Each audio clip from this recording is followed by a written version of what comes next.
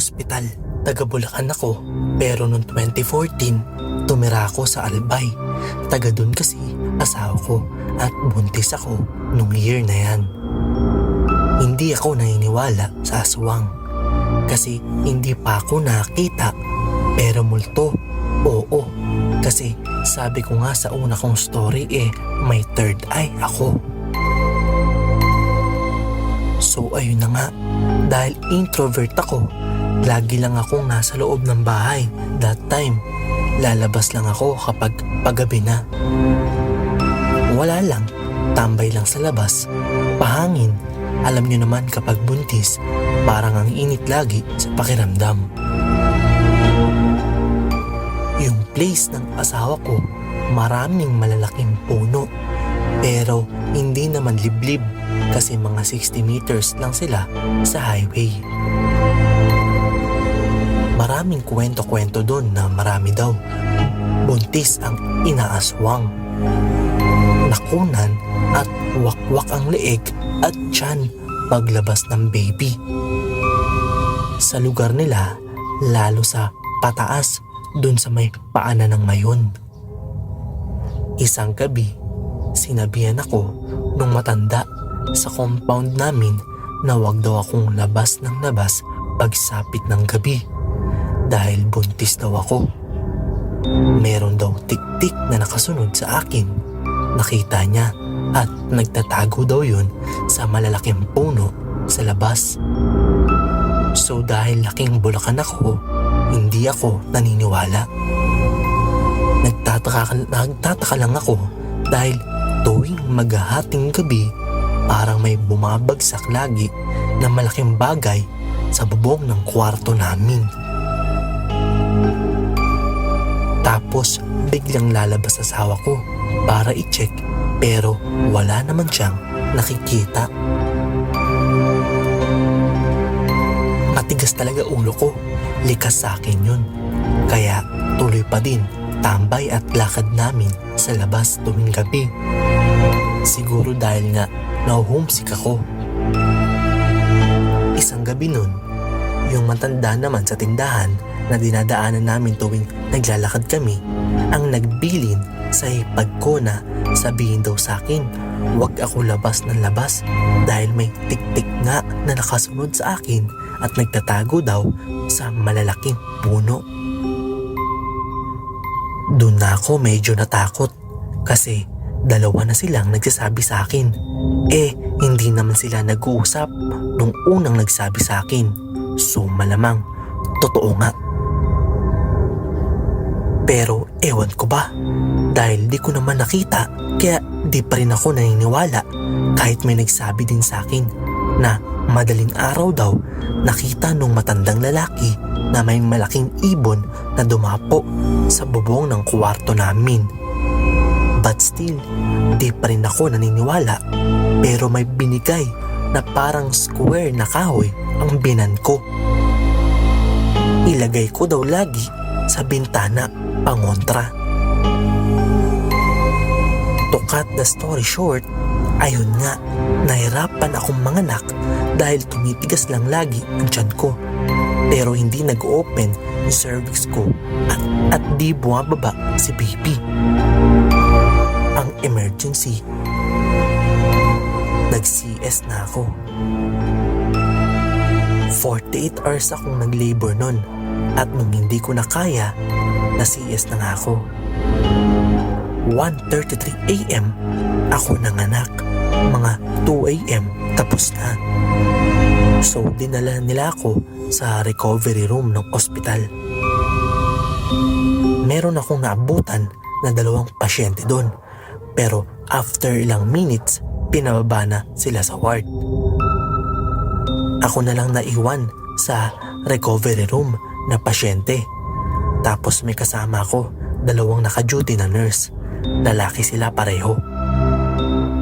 At ayun, pinatay na nila ilaw after ko magsuka dahil nahihilo ako. Epekto daw yun ng anesthesia. Pumunta na sila sa mahabang upuan sa may dulo ng room para umidlip. May ilaw naman sa labas ng recovery room, kaya hindi ganun kadilim. After ilang minutes, isa-isa na silang lumabas. Merong nakabitin sa siling na matandang lalaki, nagbigti. Sa kabilang bed naman, may nanay na maitim at nakaduster na orange. Mahaba ang buhok, mga 40 plus ang edad. Busy siya sa pag-aayos ng gamit niya, kaya hindi niya ako napansin. Yung kabilang bed naman, yung matandang lalaki na putol ang isang paa, mga 70 plus na yun, nakaharap sa akin, nakatulala. Paglingon ko sa kaliwa, may matandang babae na nakalutang papalapit sa akin at matalim ang tingin niya. Bigla kong binaling ang tingin ko sa may bandang paanan ko dahil sa takot nanginginig ako nun. Sa desk sa corner ng room, may busy na babaeng nasa 50 plus ang edad.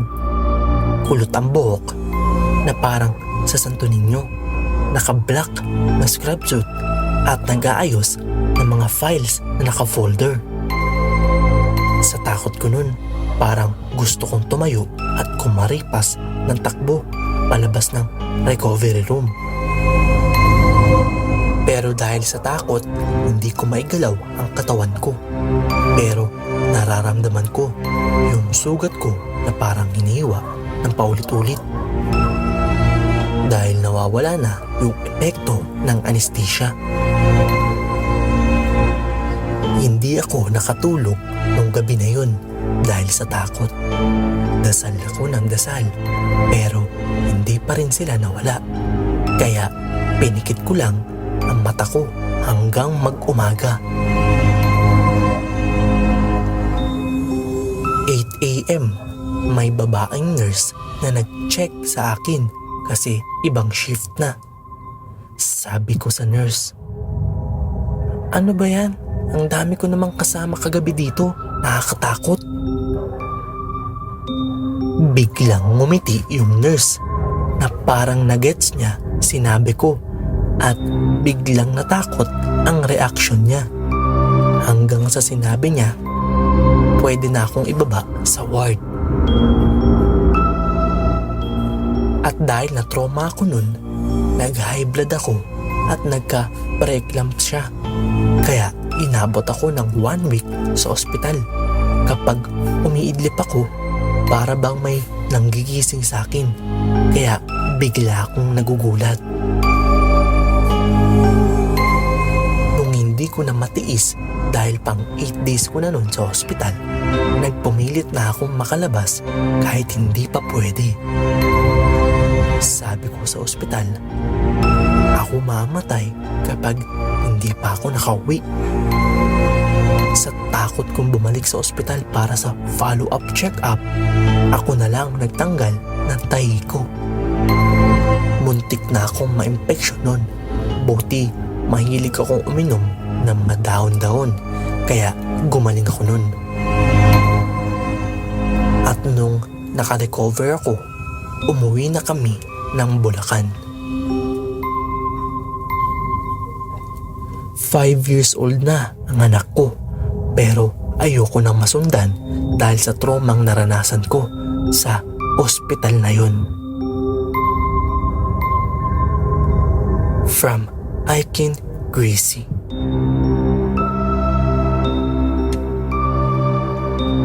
Kapatid kong multo. Walang kuryente that time, gawa ng may bagyo. This was mga late 90s or early 2000. So nasa kwarto ako, sa taas ng double deck. Katabi ko yung kapatid kong babae na high schooler. Magkatalikuran kami. So bilang pantitrip, tinutulak ko yung likod niya gamit yung likod ko. Sinisiksik ko siya. Wala siyang reaksyon. Tapos may pumasok sa kwarto. May dalang kandila. Sabi sa akin, "Ate, baba ka dyan, kakain na daw." Guess who? Yung kapatid kong babae na akala ko katabi ko. Hindi pala. Bigla ako nanlamig. Hindi na ako nakagalaw. Kaso, naisip ko, kapag hindi ako gumalaw, baka yung katabi ko na ang mag-react. Dali-dali kong tumalon. At paglabas ko ng kwarto, pasimple kong binilang yung mga tao na nasa salas. Kumpleto sila. Bumalik ako sa kwarto. Walang ibang tao sa taas ng double deck. Kaya simula nun kapag natutulog ako, kailangan ako yung nasa dulo. Yung ang nasa likod ko pader na. From Jonaline Makapugay. Babaeng itim sa sementeryo. Sa Manila Memorial sukat.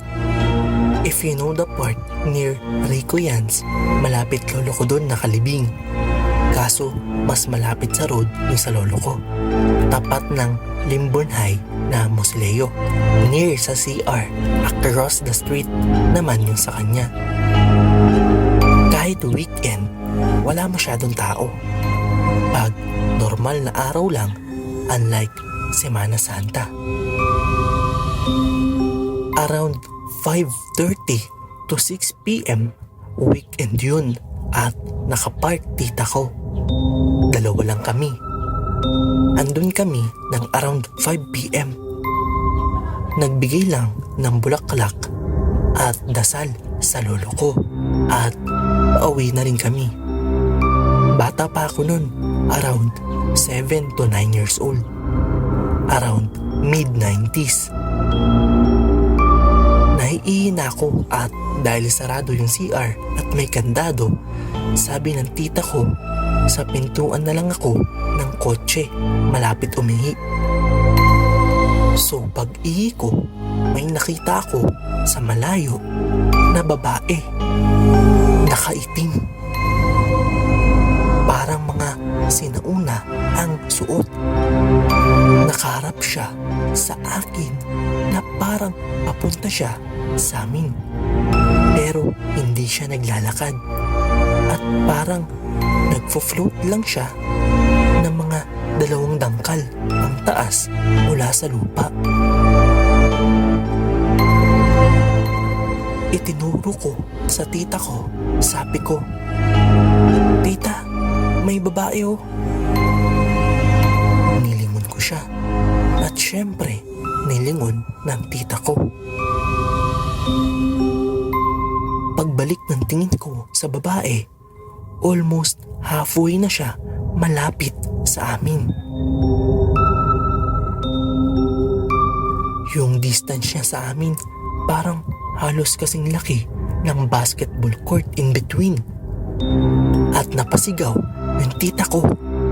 Sabi niya, "Kuset, akyat, sarado ang pinto."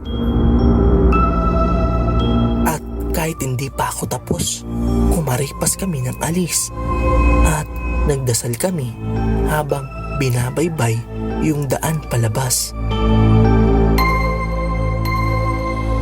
Dumaan kami ng resto, if I remember, at kumain para maligaw kung sumunod man. Simula nun, hindi na kami pumupunta ng ganung oras. From Baredo, Coset.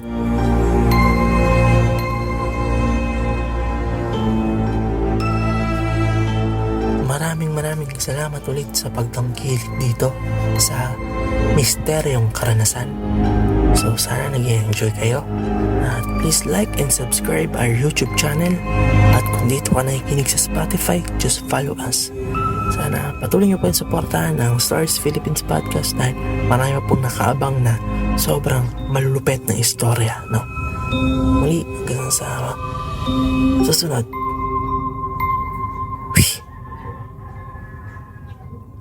Stars Philippines Podcast. Kung kayo ay may mga istoryang nais ibahagi, mangyari lamang na sumulat sa aming Facebook page na Stories Philippines Podcast o di kaya ay mag-email sa storiesphpodcast@gmail.com. Matatagpuan ang mga link niyon sa ating description. Hanggang sa muli, maraming salamat mga kaistorya.